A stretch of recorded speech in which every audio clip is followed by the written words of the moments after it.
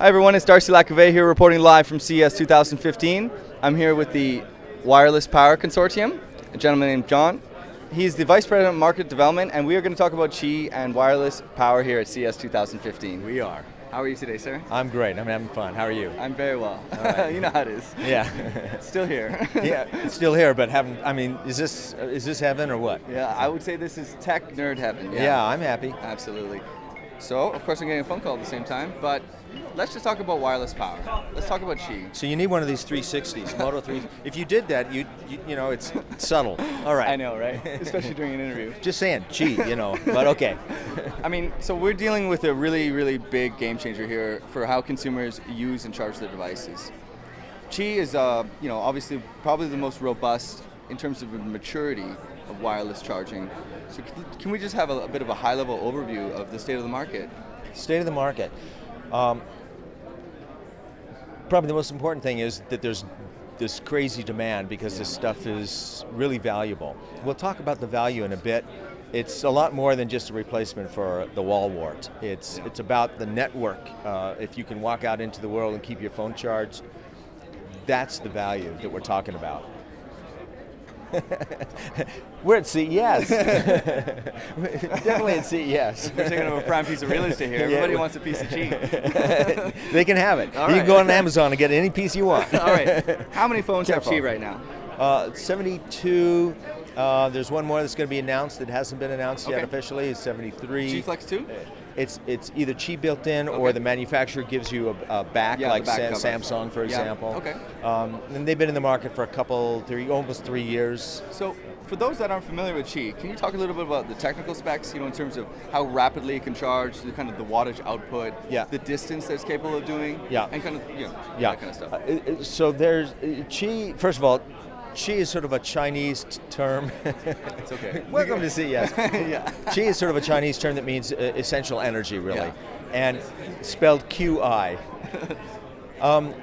The idea is that you charge your phone without plugging it in. So whether you place it directly on a charger or you place it on a table where there's a Qi transmitter bolted underneath, or you place a couple devices on a table that's been turned into a charging area with a Qi transmitter, it just charges without using a plug.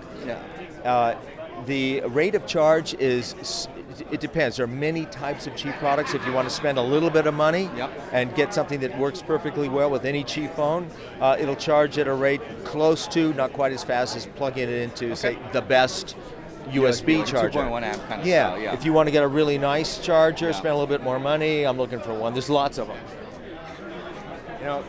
That's pretty fancy looking. This is made by Tilt. Oh we're going to see Tilt later. Go see Tilt. We like Tilt. We like Tilt a lot. Tilt They're one of they like us. They're a member. They're one of 210 members. Okay. They're one. They got some great products. This goes in a car. It plugs in your cigarette lighter, but it's a really nice, beautiful product. It's really a nice product. It uses smartphone agnostic too. You can resize it. That's right. You size it any way you want to. I got my latest Motorola Droid Turbo. Need the G Flex 2. Need the G Flex. Have you seen it?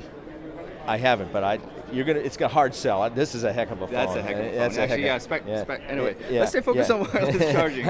I love this stuff. You got the juice. I like it a lot. I almost feel like we're being charged right now. That will charge at the same rate. Okay. And that will charge at the same rate. And so there's lots that will, some that won't. You got a choice, depending on how much money you want to spend. Okay. So, taking kind of a bit of a high-level overview, we have kind of new entrants to the landscape. And I wouldn't even call them new, but obviously everyone's kind of gearing up for this battle for standardization. So, for those that don't really know, we have obviously the PMA, we have Energis, Watt Up, we have Witricity, we have Qi. We have Resonance, Alliance for Wireless Power. Exactly. Good group. We have, I think they're all great. They all want to bring to market innovative wireless stuff. Charging. Mm-hmm. That's how strong the demand is for this. Oh yeah, absolutely. But Qi itself, is it ever going to be possible that it will have based off the technology, can it be coupled in with, so there can be multiple standards kind of combined, if you will? At the heart of your question, I think, I'm going to jump to the heart of your question, which is there needs to be a standard, because the value of this stuff isn't just replacing the wall charger in your house. It's getting it deployed into the world, right? And that's what we're showing here, by the way. We're showing how it works in a cafe setting, in a hotel room setting, in a kitchen, industrial kitchen setting. Nice. So it has a lot of applicability, but that applicability is only effective if you have a standard that works on any charger, any receiver, no matter where it's made, in what country, or by which manufacturer, it doesn't matter. So you need to have. I know you do. Yeah. Of course you do. So you got to have it. You got to have that standard. Yeah. Now we're there in terms of we've got 50 million products out. We've got 15 or so car models out that have it, are on the road today. Yeah. You know, from GM to Chrysler to Audi to Toyota. Okay, it's there. Yeah. And there's not a limitation in terms of resonance or close coupled inductive or high power. There's no limitation with Qi. There are other groups that do parts of that. One group does resonant very well. One group does inductive very well with communication, PMA. You know, they all have a niche that's very good. Yeah. It would be wonderful if we could figure out how to get it to one, but there does have to be one. There does have to be one. So. Yeah. Taking kind of another kind of swing at your brilliant mind here. That's okay. It's an invisible bat. It's an invisible mind too. So where was it? I want it back. Okay. Okay, hold on. Would Qi technology at its core ever be able to charge a laptop, say, or a higher threshold, something that had a higher power envelope to it? Walk with me.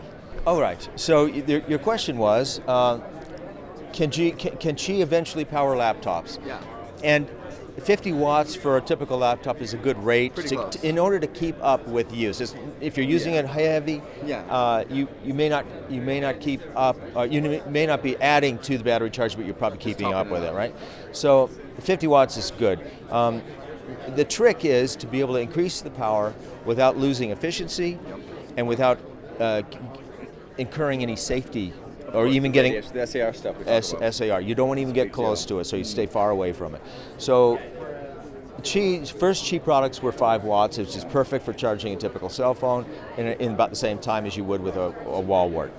But Qi works at a low operating frequency. It has a very efficient coil system, and if you take that to an end, it isn't actually the end, but I can show you one logical end of that. This is a 1,000 watt.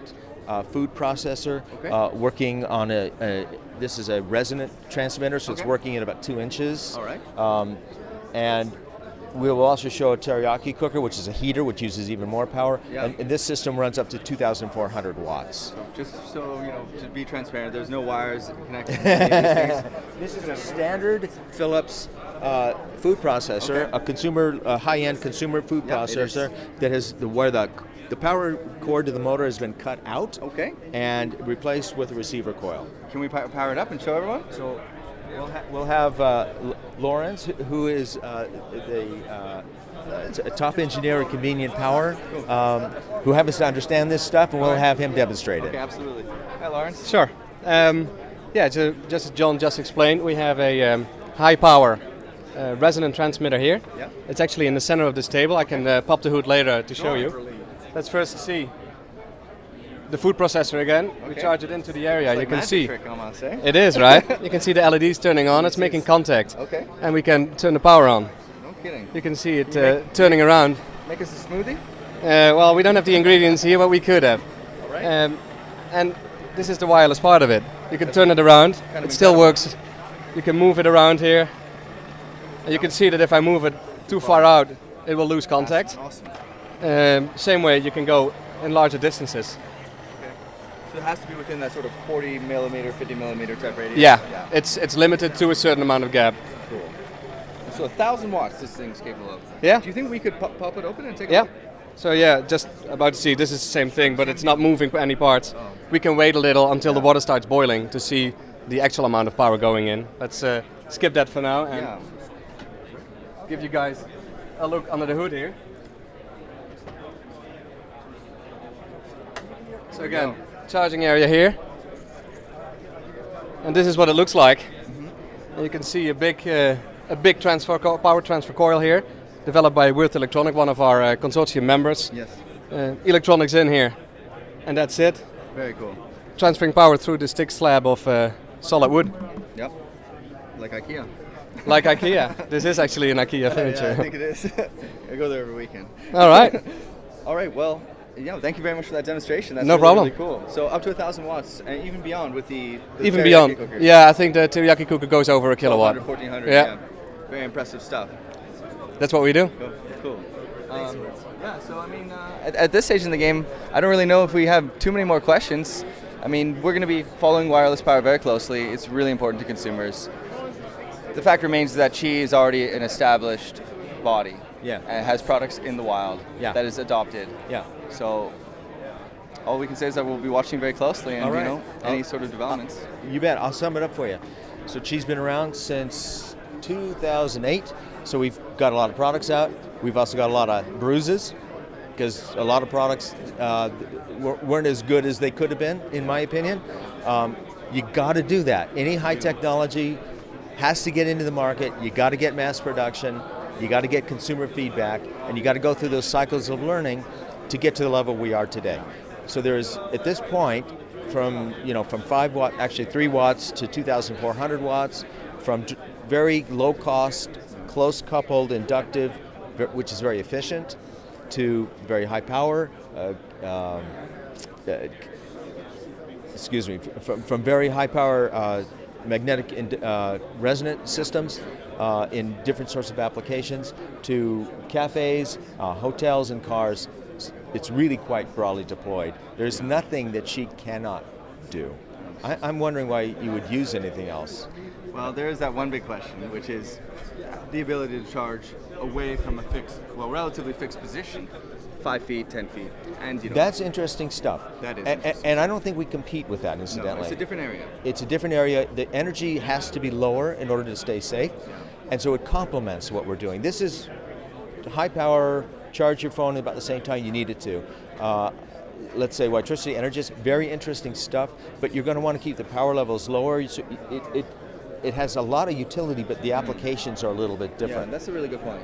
Yeah, they don't always compete. There's a lot of complementary. One doesn't have to win over the other. They complement each other in many cases. Well, I want to thank, big thank you for your time. Yeah. For spending the time with us and our audience today. My pleasure. We're really looking forward to one day, hopefully, all of these standards existing harmoniously, because there are different use cases and they complement each other, and ultimately consumers win. Yeah, consumers, if they're given the choice, consumers will drive the right standard. Exactly, yeah. All right. Well, thank you very much, sir. Pleasure. Darcy Lacouvé, Android Authority, CES 2015. I'm signing off. Stay tuned for more great coverage.